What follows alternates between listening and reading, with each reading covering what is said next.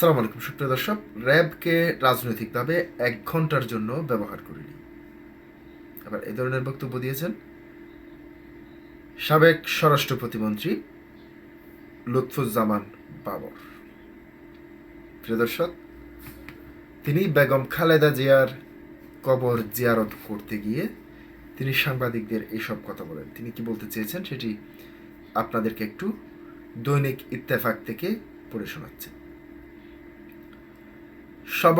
সাবেক স্বরাষ্ট্র প্রতিমন্ত্রী ও এনসিপি নেতা লুৎফুজ্জামান বাবর বলেছেন, আমাদের নেত্রী জনগণের জানমাল নিরাপত্তায় আপোষহীন ছিলেন। তার নির্দেশনায় আমরা র্যাব গঠন করেছিলাম, কিন্তু র্যাবকে দলীয় স্বার্থে 1 ঘন্টা বা 1 দিনের জন্য ব্যবহার করিনি বিএনপি। বৃহস্পতিবার 1 জানুয়ারি বেলা 11:30টার দিকে বেগম খালেদা জিয়ার কবর জিয়ারত শেষে তিনি সাংবাদিকদের এইসব কথা বলেন। লুৎফুজ্জামান বলেন, র্যাবকে রাজনৈতিকভাবে ব্যবহার করেছি এটা কেউ বলতে পারবে না, প্রমাণ করতে পারবে না।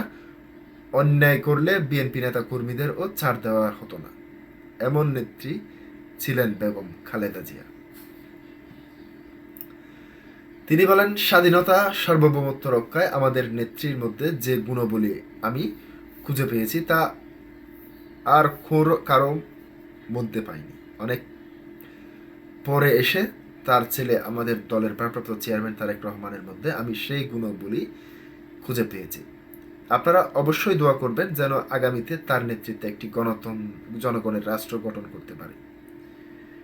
বাবর আরও বলেন, সকালে ঘুম থেকে উঠে এখানে এসেছি, রাজনৈতিক কোনো পরিকল্পনা নেই, এটা আমার ব্যক্তিগত আবেগ। আমি ব্যক্তিগতভাবে এসেছি, আইন শৃঙ্খলা বাহিনীর অনুমতি নিয়েছি।